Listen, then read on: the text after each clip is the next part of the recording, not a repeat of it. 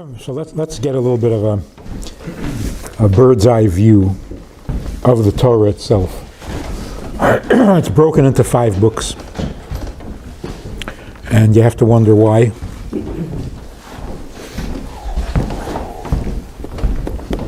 So if we look at just the titles, the names of the 5 books, we get to see an interesting thing.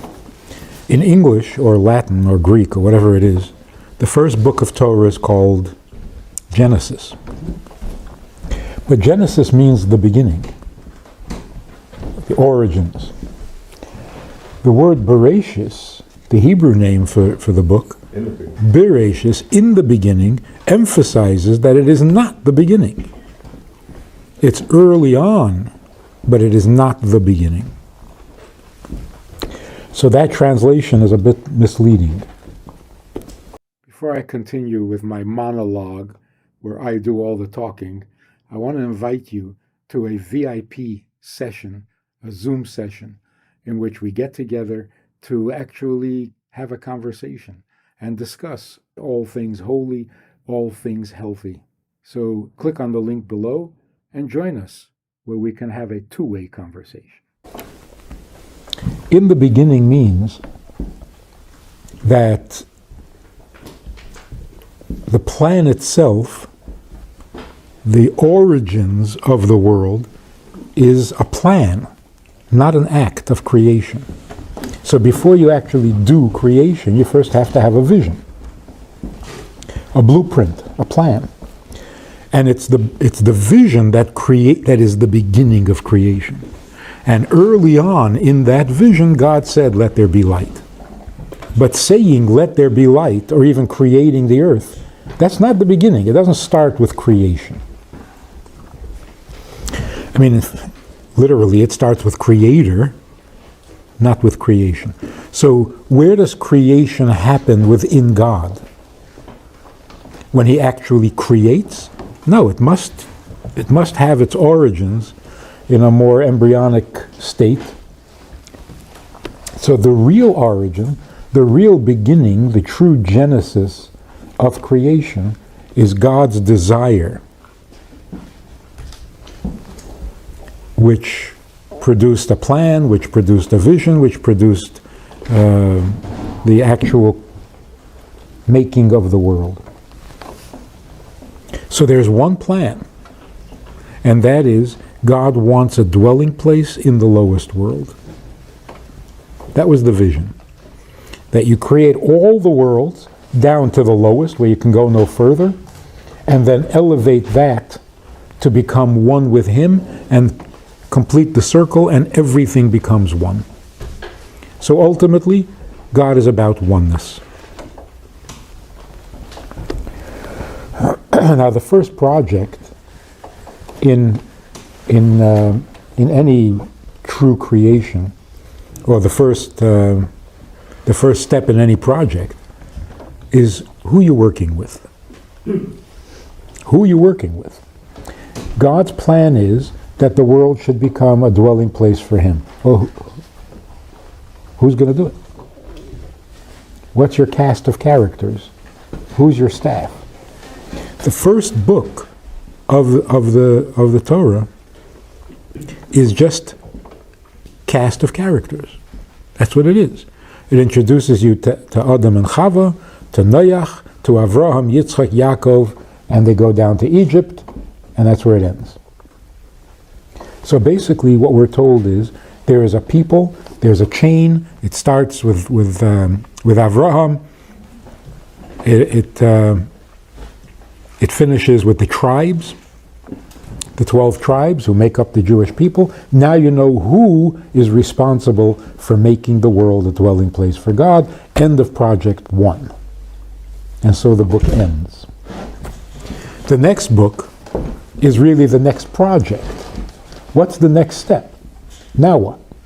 You know who's going to do it? What do you need to know now? The next step is where? Location. Where is this dwelling place going to be? In the lowest world, but in what part of the lowest world? Where in the lowest world? Some people feel, some religions believe, God exists in your mind, in your heart, in your faith, in your higher faculties. He's experienced only as a religious experience, as a spiritual event. The physical world is the enemy. It encumbers you, it limits you, it drags you into all sorts of unholy stuff. God is not there. If you want God, you sit on a mountaintop, you meditate, and you find God. The second book of Torah says that's not where it happens. Because the second book of Torah primarily describes the construction of the Mishkan, of the tabernacle, in painstaking detail. Mm-hmm. Made out of wood, made out of gold, made out of copper. You make it this size, a cubit and a half. Very physical stuff. And that's where God dwells. This is his tabernacle, his meeting place. The rest of the book, of the second book, is practical laws, civil, social necessities, how to run a civilized society. There's nothing mystical in this book. And even the event at Sinai, God comes down and speaks to the people, that's kind of mystical. But the emphasis is God came down. We didn't go up. God came down to Mount Sinai. The whole emphasis of this book is focus on the lowest, the most physical, the most material part of the world. That's where God is going to dwell. You make tefillin out of leather, not out of good intentions. You make matzah out of flour, not out of faith.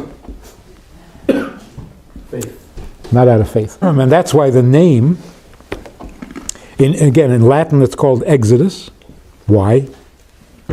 Because one of the stories, or maybe the first story, in the book is about the Exodus. All right. If you were going to name it after some significant event, it should be called Mount Sinai. Because the whole point of the Exodus was to get to Mount Sinai and receive the Ten Commandments. So the book should be called Sinai. Ten Commandments. But the name of the book is not just the name of this parsha. It's the whole book. In Hebrew, the name of the second book is Shmos, which means names. Now that's a strange title, because the book begins with an account of who was in Egypt and who were the children and the names of the children of Israel. Names are given when the soul comes down into a body. Souls in heaven have no names. In fact, when Jacob was wrestling with the angel and he said, "What's your name?" And he said, "What are you asking? We don't have names. We don't go by names up in heaven." So the souls that are even greater and higher than angels certainly don't have names. The name is useful when the soul comes into a body and you need to connect the soul to the body. There needs to be some channel of flow of energy and of communication between the soul and the body. The name facilitates that connection. And that's why when a person needs a blessing for health, the blessing, the Mishaberach, is made with the name and the mother's name. The name is your channel for connection to your soul. So what does this mean? The second book of Torah is about names. It's not about souls in heaven. It's about souls when they come down into a body, which is when names become relevant. So briefly, the whole book of Shmos, which is the second book, is about where, in your home, in your possessions, in your physical life, in your physical activities, in your food. So when people say, isn't that strange that God has commandments concerning food, concerning your bed, concerning your clothes, concerning your field and your scales at work? Shouldn't we better not eat, not have work, shops, not make money, live on a mountaintop and disavow all physical, material? No, the exact opposite. When our physical stuff becomes permeated with godliness, now we're fulfilling the whole purpose of creation. We get to the third book, we don't have to go into that. The third book is how. All right, we know who, we know where, now how. The third book of Torah is all about sacrifices. That's why it's called Leviticus.